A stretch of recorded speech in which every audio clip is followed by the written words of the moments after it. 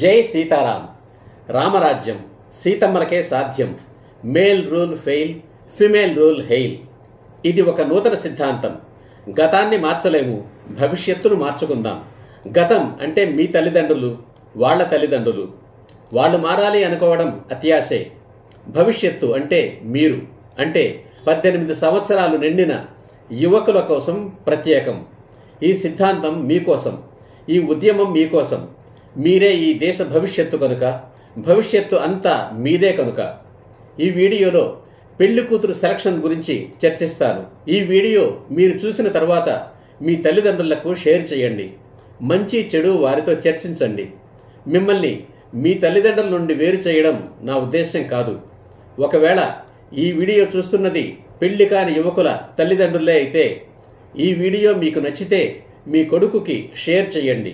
ఏకాభిప్రాయానికి వచ్చిన తర్వాతనే నా ఈ సిద్ధాంతాన్ని అనుసరించండి. నీకు ఒక మంచి భార్య రావాలి అనుకుంటే ముందుగా నీవు ఒక మంచి భర్తవు కావాలి. అమ్మాయికి ఉద్యోగం ఉన్నా లేకున్నా, సంపాదన ఉన్నా లేకున్నా వరకట్నం కోసం ఆశపడకండి. ఆమె సంపాదన మీద ఆశపడకండి. ఆమె సంపాదన మీద బ్రతకాలనుకోకండి. ఆమె సంపాదనపై మీరు పెత్తనం చెయ్యాలనుకోకండి. ఆమెకు మీ పట్ల గౌరవం ఉండదు. మీకు కావలసింది డబ్బు కాదు, మిమ్మల్ని, మీ తల్లిదండ్రుల్ని గౌరవించే భార్య.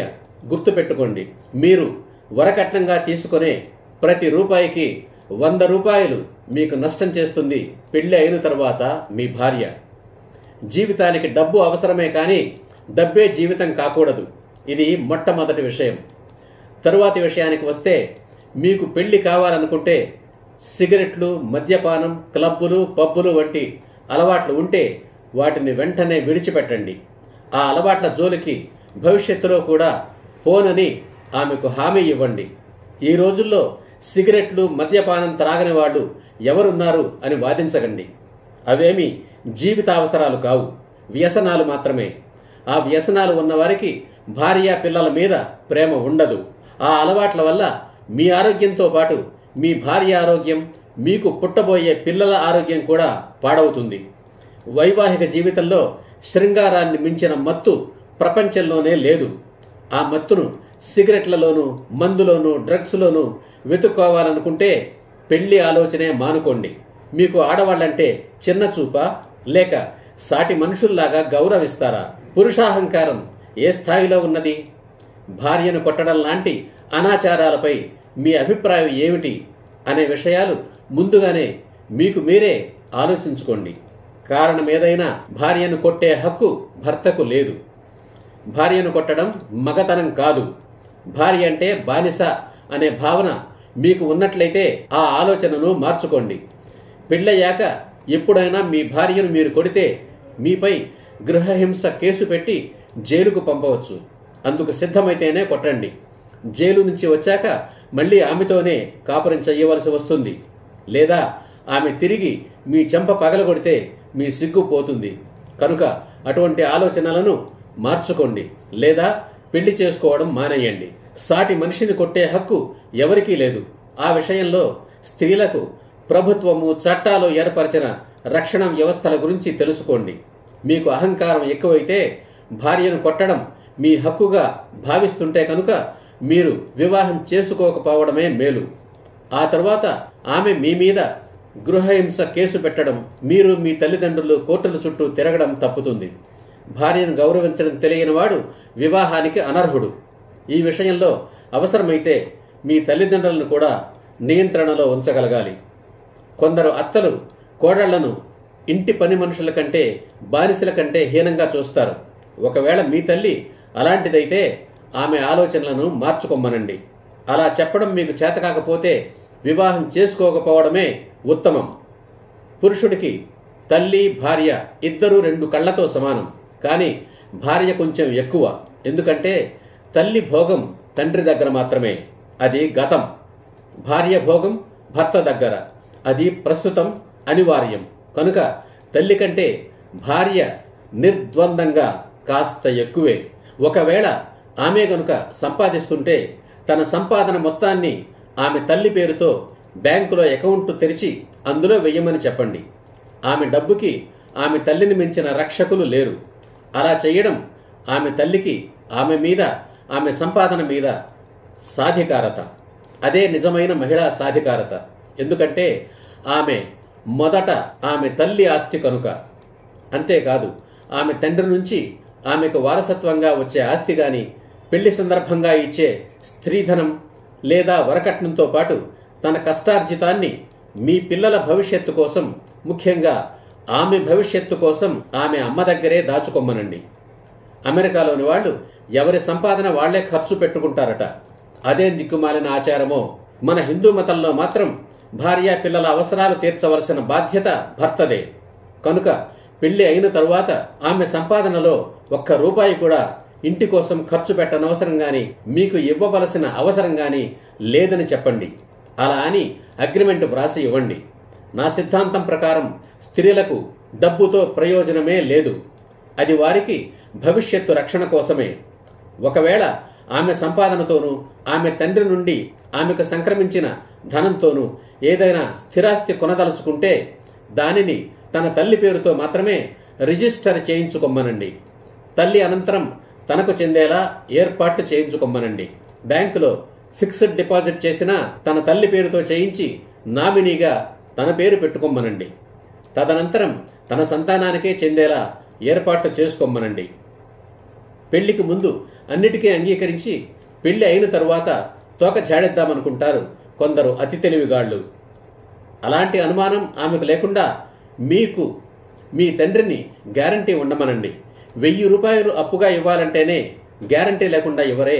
అలాంటిది ఒక మనిషిని మీకు మీ జీవితాంతం సుఖాన్నివ్వడానికి, మీ వల్ల పుట్టిన పిల్లలను కనడానికి, పెంచడానికి, మీ ఇంట్లో చాకిరీ చేయడానికి, తన కూతుర్ని మీకు అప్పగించడానికి గ్యారంటీ వద్దా? ఆమె మీద మోజు తీరిపోయి మీరు మధ్యలోనే వదిలిపెట్టిపోతానంటే, ఆమెకు విడాకులిస్తానంటే ఆమెకేది దారి? ఎవరు గ్యారంటీ? మీ తల్లిదండ్రులే ఆమెకు ఆ గ్యారంటీ. వారసత్వంగా మీకు వచ్చే ఆస్తి ఎంత ఉంటే అంత కోడలికి, అంటే మీ భార్యకు, మీ అమ్మకు ఉమ్మడిగాను మీ అమ్మగారి మరణం తరువాత మీ భార్యకు సంక్రమించేటట్లు తిరుగవ్రాయలేని విల్లు రాసి రిజిస్టర్ చేయించి ఇవ్వండి. ఇవన్నీ మీరు భవిష్యత్తులో దురలవాట్లకు లోనై మీ జీవితాన్ని, మీ భార్య పిల్లల జీవితాలను అన్యాయం చేయకుండా ఉంటానని నమ్మకం కలిగించడానికి మాత్రమే. చరిత్రలో అలా చేసిన పురుష పుంగవులు లక్షల్లో, కోట్లలో ఉన్నారు. ఆడవాళ్ల చదువులు, ఉద్యోగాలు తెర మీదకు వచ్చింది అటువంటి మగవాళ్ల వల్లనే. మళ్లీ చెబుతున్నా, నా సిద్ధాంతం ప్రకారం మహిళలకు డబ్బుతో ప్రయోజనమే లేదు. అది వారికి భవిష్యత్తు రక్షణ కోసమే. మీరు మీ సంపాదనను ముందు ముందు మీ చెడు అలవాట్లకు, అంటే సిగరెట్లు, త్రాగుడు, మాదక ద్రవ్యాలు, క్లబ్బులు, గర్ల్ ఫ్రెండ్లు అని, అత్యాశతో జూదమని, బెట్టింగులని, షేర్లని, అలవాటు లేని వ్యాపారాలని నాశనం చేయనని ఆమెకు హామీ ఇవ్వాలి. అదెలా? మీరు చదువు పూర్తయి ఉద్యోగంలో చేరిన వెంటనే మీ అమ్మ పేరుతో బ్యాంకులో అకౌంట్ తెరిచి మీ జీతం మొత్తం ఆమె అకౌంట్లోకి ట్రాన్స్ఫర్ అయ్యేలా ఏర్పాటు చేయండి. మీకేమైనా ఖర్చులుంటే మీ అమ్మను అడిగి తీసుకోండి. అందుకు మీకు మొహమాటం అవసరం లేదు. అవమానం అంతకంటే కాదు. నిన్నటిదాకా మీకు డబ్బు అవసరమైతే అమ్మని అడగలేదు, అంతే. అమ్మా, నాకు బండిలో పెట్రోలుకు డబ్బులివ్వమ్మా అని అడిగి తీసుకోండి. అమ్మా, నాకు సిగరెట్లకు, మందు తాగడానికి, ముండల కోసం డబ్బులివ్వమ్మా అని అడగగలిగితే అడగవచ్చు. అడగగలవా? అడగలేవు, అంతే.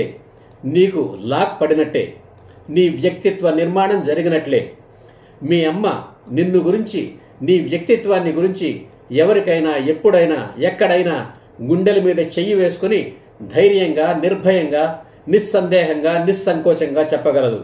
యోగ్యతా పత్రాన్ని ఇవ్వగలదు. అప్పుడు చూడండి, మీ అమ్మ కళ్ళలో ఆనందం, గర్వం, దర్పం. మీ జన్మ తరించదు. మీ అమ్మ రుణం కొంచెమైనా తీరినట్లు కాదు. పూర్తి రుణం తీరడానికి ఎవడికి ఒక జన్మ సరిపోదు. అదే మీ అమ్మ గర్వంగా తలెత్తుకుని బ్రతికే నిజమైన సాధికారత, మహిళా సాధికారత. అది మీ అమ్మకు తన కొడుకుగా మీ మీద మీరే ఇచ్చిన సాధికార ముద్ర. ముందు ముందు మీరు దురలవాట్ల జోలికి పోకుండా, తప్పటడుగులు వెయ్యకుండా మిమ్మల్ని నియంత్రించగలిగే సాధికార దండం. తల్లిని ప్రేమించే, గౌరవించే యువకుడు ఆమెకు భర్తగా దొరకడం ఆమె అదృష్టం కాదు. అలా చేయడం మీ నాన్నను అవమానించడమా? ఎంతమాత్రం కాదు. మీ నాన్న సంపాదన పరుడే కదా. ఆయన ఆర్థిక స్వాతంత్ర్యం ఆయనకుంది. నిజానికి మీ నాన్న కూడా తన తల్లి విషయంలోనూ భార్య విషయంలోనూ అలాగే చేసి ఉండాల్సింది. కానీ అప్పటికి నేను లేను. నా ఈ సిద్ధాంతమూ లేదు. ఇలా చెప్పిన వాళ్ళు లేరు. అదంతా గతం. గతాన్ని మార్చలేము. భవిష్యత్తును మార్చుకుందాం. వివాహానంతరం మీ జీతాన్ని మీ తల్లి అకౌంట్లో సగం, మీ భార్య అకౌంట్లో సగం ట్రాన్స్ఫర్ అయ్యేలా ఏర్పాటు చేయండి. మీ భార్యగా, ఇల్లాలుగా అంటే ఇంటి యజమానురాలుగా మీరు ఆమెకు ఇచ్చే నిజమైన సాధికారత అదే. ఆ డబ్బుతోనే తన సంసారాన్ని నడపాలని ఆమెతో ఒప్పందం చేసుకోండి. అంటే ఆమె పొదుపుగా ఖర్చు చేయడం నేర్చుకోవాలి.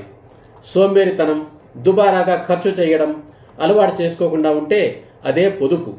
నీ తల్లి దగ్గర నీ జీతం భద్రంగా ఉంటుంది. మరోసారి చెబుతున్నాను, నీ భార్యకు కానీ మీ అమ్మకు కానీ డబ్బుతో ప్రయోజనమే లేదు. కనుక మీ తల్లి దగ్గర ఉన్న డబ్బు భవిష్యత్తులో మీ పిల్లల చదువులకు, పెళ్లిళ్లకు ఉపయోగపడతాయి.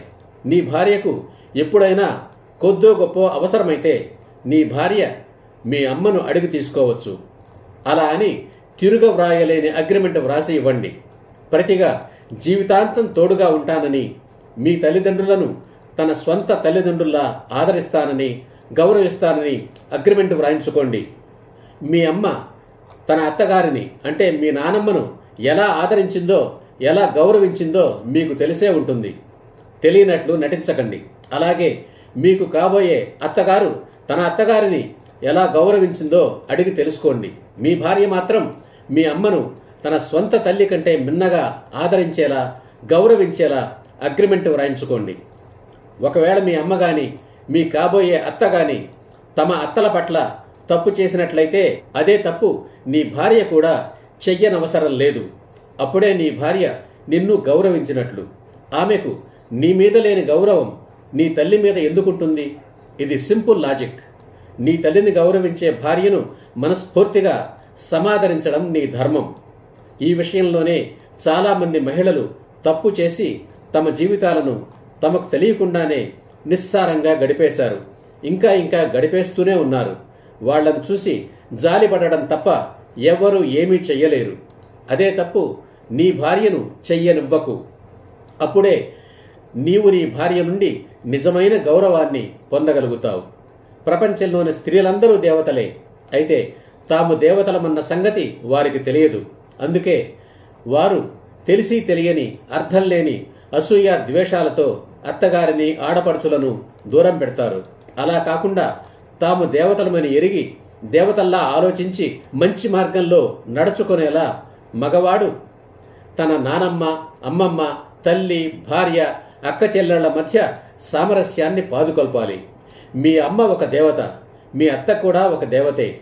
వారిని గౌరవించు, పూజించు. మీ అమ్మ ఆశీస్సులే నీ భార్యకు శ్రీరామ రక్ష. మీ భార్య కూడా ఒక దేవతే. ఆమెను ప్రేమించు, లాలించు. అదే హిందూ సాంప్రదాయం. భర్త గొప్ప, భార్య తక్కువ అనే భావన మనసులోకి రానివద్దు. ఎన్ని జన్మలెత్తినా పురుషుడు స్త్రీకి సాటి కాలేడు. ఆమె గౌరవాన్ని పొందు. ఒక భార్య తన భర్తను గౌరవిస్తేనే అతడు పురుషుడవుతాడు. హీనంగా చూస్తే నపుంసకుడవుతాడు. మళ్ళీ చెబుతున్నాను, జాగ్రత్తగా వినండి. ఒక భార్య తన భర్తను గౌరవిస్తేనే అతడు పురుషుడవుతాడు. హీనంగా చూస్తే నపుంసకుడవుతాడు. నీవు ఒక పురుషుడు కావాలో నపుంసకుడు కావాలో నిర్ణయించుకోవాల్సింది నువ్వే. భార్య అంటే ఒక అద్భుతం. ఆ అద్భుతాన్ని జీవితాంతం ఆస్వాదించు, ఆనందించు. మీ అమ్మ, మీ భార్య ఇద్దరు మీకు రెండు కళ్ళు.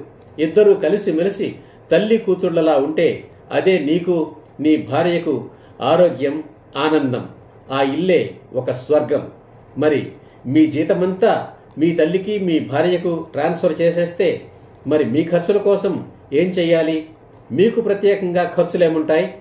రోజువారీ ఖర్చుల కోసం నీ భార్యను అడిగి తీసుకోవచ్చు. మీ పేరుతో ఆస్తి కూడా ఏమీ ఉండవలసిన అవసరం లేదు. మీ కాళ్ళు, చేతులే మీ ఆస్తి. మరో ముఖ్య విషయం, విడాకులు. నా ఉద్యమంలో మొదటి అడుగు విడాకుల చట్టం రద్దు. దానికి చాలా సమయం పడుతుంది. అందుకే ఈ విషయం చెబుతున్నాను. నీ అంతట నీవు ఎట్టి పరిస్థితుల్లోనూ విడాకులు అడగనని, ఆమె కూడా విడాకులు అడగకూడదని, ఆమె అడిగినా ఇవ్వనని చెప్పు. అలా అని ముందే అగ్రిమెంట్ వ్రాసుకోండి. విడాకులకు ముఖ్యమైన కారణం సంతానం కలగకపోవడం. పెళ్లికి ముందే మీకు సంతాన యోగ్యత ఉన్నదా లేదా అని పరీక్షలు చేయించుకోండి. సర్టిఫికెట్ ఆమెకు చూపండి. ఆమెను కూడా పరీక్షలు చేయించుకొని సర్టిఫికెట్ మీకు చూపమనండి. అలాగే మీ ఆరోగ్య వివరాలు, హెల్త్ ప్రొఫైల్స్, అంటే మీకు ఎటువంటి ఆరోగ్య సమస్యలు ఉంటే ఉన్నాయని, లేకపోతే ఏమీ లేవు అని పరస్పరం ఇచ్చిపుచ్చుకోండి. నిజాలు దాచకండి. అబద్ధాల పునాదులు చాలా బలహీనంగా ఉంటాయి. ఏ ఆరోగ్య సమస్యకైనా పరిష్కారం ఉంటుంది. పెళ్లి అయిన తరువాత అత్తమామలతో కలిసి ఉండాలని, కలిసి ఉంటానని ముందే చెప్పమనండి. వాళ్ళు మీ భార్యకు రక్షణగా ఉంటారు. కోడలిని కూతుర్లా చూసుకుంటానని మీ అమ్మతో చెప్పించండి. మీ అమ్మ మీ భార్యకు చేదోడు వాదోడుగా ఉండేలా ఒప్పించండి. అందరూ కలిసిమెలిసి ఉంటే ఆ గృహమే కదా స్వర్గసీమ. రేపు మీకు పిల్లలు పుట్టిన తరువాత వాళ్లను మీ తల్లిదండ్రులే చూసుకుంటారు. మీ దంపతుల శృంగార జీవితానికి కావలసినంత ఏకాంతం దొరుకుతుంది.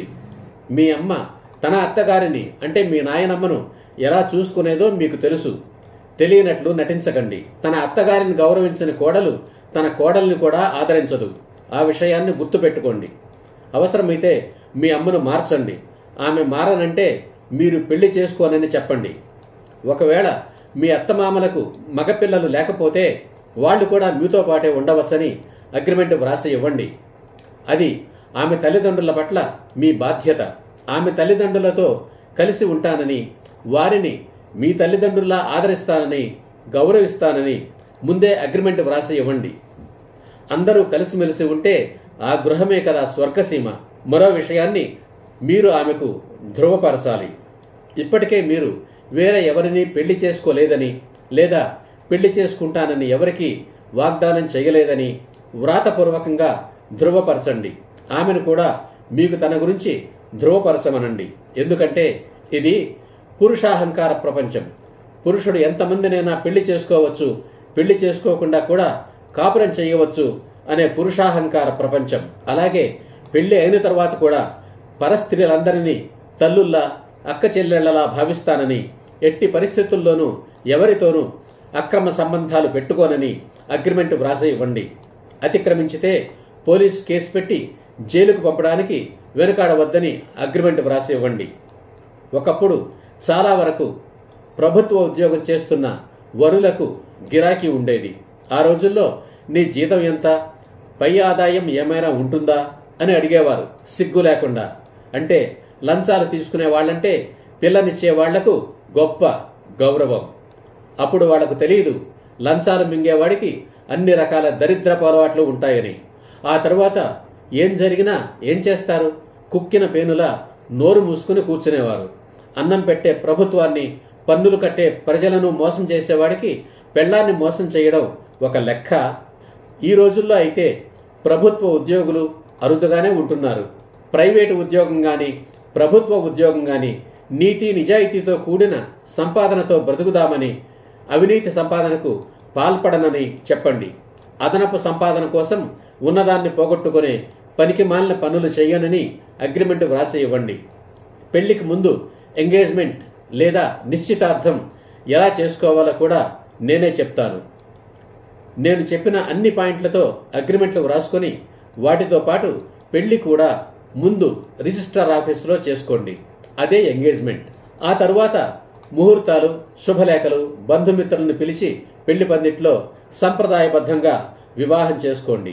మరో విషయం, బంధువర్గానికి పెట్టుపోతలకు ఎవరి ఖర్చులు వారే పెట్టుకోండి. మిగతా పెళ్లి ఖర్చులన్నీ రెండు కుటుంబాలు సమానంగా భరించండి. బంధువులను వీలైనంత ఎక్కువ మందిని పిలవండి. భోజనాల ఖర్చులు వీలైనంత తగ్గించుకోండి. గిఫ్ట్లు తీసుకోకండి. రిటర్న్ గిఫ్ట్లు మానుకోండి. ఆడంబరంగా పెళ్లి చేసుకుని ఏడాది తిరిగేసరికి విడాకులు తీసుకుని చులకన కావద్దు. సింపుల్గా పెళ్లి చేసుకుని అన్యోన్యంగా 10 మందికి ఆదర్శంగా అందరూ మెచ్చుకునేలా 100 ఏళ్లు కాపురం చేయండి. చివరిది, పెళ్లి అయిన వెంటనే మీరు చేయవలసిన మరో ముఖ్యమైన పని సెక్స్ ఎడ్యుకేషన్ కౌన్సిలింగ్కి వెళ్లడమో లేదా యూట్యూబ్లో చూసి తెలుసుకోవడమో చేయాలి. వైవాహిక జీవితానికి ఇది చాలా చాలా ముఖ్యం. ఆ విషయాన్ని కూడా ముందుగానే అగ్రిమెంట్ వ్రాసి ఇవ్వండి. సెక్స్ గురించి తెలుసుకోవాల్సింది ఏముంటుంది అనుకుంటారు చాలామంది. సెక్స్ ఎడ్యుకేషన్ అనేది జంతువులకు అవసరం లేదు, కానీ మనుషులకు అవసరం. ఎన్నో సంసారాలు కూలిపోవడానికి భార్యాభర్తలకు సెక్స్ పట్ల కనీస అవగాహన లేకపోవడమే కారణం. ఇదంతా యువకులందరికీ వ్యతిరేకం అని అనుకోవద్దు. యుగ యుగాలుగా ఈనాటికి మగవాళ్ల దాష్టీకానికి బలి అవుతున్నది ఆడవాళ్లే. ఆడవాళ్లను నిజంగా గౌరవించే పురుషులందరికీ శిరసు వంచి నమస్కరిస్తాను. అటువంటి వాళ్ళు ముందుగా ఈ వీడియోలోని అంశాలను పాటించి మిగతా వారికి ఆదర్శంగా నిలవాలని నా మనవి. మరోసారి చెబుతున్నాను, నీకు ఒక మంచి భార్య రావాలి అనుకుంటే ముందుగా నీవు ఒక మంచి భర్తవు కావాలి. ఒకప్పుడు కన్యాశుల్కం పేరుతో ఆడపిల్లల్ని అమ్ముకున్నారు. అది పోయి వరకట్నం వచ్చింది. వరకట్న నిషేధం వచ్చినా వరకట్న దురాచారం ఆగడం లేదు. వరకట్నం తీసుకుని కూడా చివరి వరకు కాపురం చేయకుండా పరస్త్రీల వెంటపడిపోతున్నారు మగవాళ్లు. విడాకుల కోసం ఎగబడుతున్నారు. అటువంటి భయం గాని అనుమానం గాని ఆమెకు లేకుండా చేయాలంటే ఇదే మార్గం. ఈ రోజుల్లో దాదాపు అన్ని మ్యాట్రిమనీ సంబంధాలే. ముక్కు మొహం తెలియని వాళ్లతో మాట్లాడడానికి మొహమాట ఎందుకు, భయం ఎందుకు? కొండ బద్దలు కొట్టినట్లు మాట్లాడమనండి. తరువాత బాధపడి ప్రయోజనం ఉండదు. సంకల్పం మంచిదైనప్పుడు కొంచెం సమయం పట్టవచ్చు, కానీ తప్పకుండా అంతా మంచే జరుగుతుంది. 21 సంవత్సరాలు రాగానే లేదా ఉద్యోగం రాగానే సంబంధాలు చూడడం మొదలు పెడితే 2-3 సంవత్సరాల్లో మంచి సంబంధం కుదురుతుంది. ఇలాంటిదే వీడియో ఒకటి యువతల కోసం చేసి అప్లోడ్ చేశాను. ఆ వీడియో కూడా చూడండి. మీకు కాబోయే భార్యకు మీరున్నారని భరోసా ఇవ్వండి. ఆమె ఆనందమే మీకు పరమానందం. ఆమెను గెలిపించడమే మీ గెలుపు. ఆమె ఓటమి మీ ఓటమే. రామరాజ్యం సీతమ్మలకే సాధ్యం. Male rule fail, female rule hail. ఇది ఒక నూతన సిద్ధాంతం. గతాన్ని మార్చలేము, భవిష్యత్తును మార్చుకుందాం. శ్రీ సీతారామ ధర్మ ప్రచార క్షేత్రం. ఇది ఒక నూతన సైద్ధాంతిక ఉద్యమం. ఇది ఒక నూతన సైద్ధాంతిక ఉద్యమ ఛానల్. ధనాన్ని ఓడించి బంధాలను గెలిపించడమే ఈ ఉద్యమ ధ్యేయం, ఈ ఛానల్ ప్రయత్నం. ఈ వీడియో నచ్చితే లైక్ చేయండి, కామెంట్ చేయండి, మీ తోటి యువకులకు షేర్ చేయండి. ఈ ఛానల్ను ఇప్పటి వరకు సబ్స్క్రైబ్ చేయకపోతే వెంటనే సబ్స్క్రైబ్ చేయండి. ఈ ఛానల్ వీడియోలన్నీ మళ్ళీ చూడండి. జై హింద్, జై సీతారాం.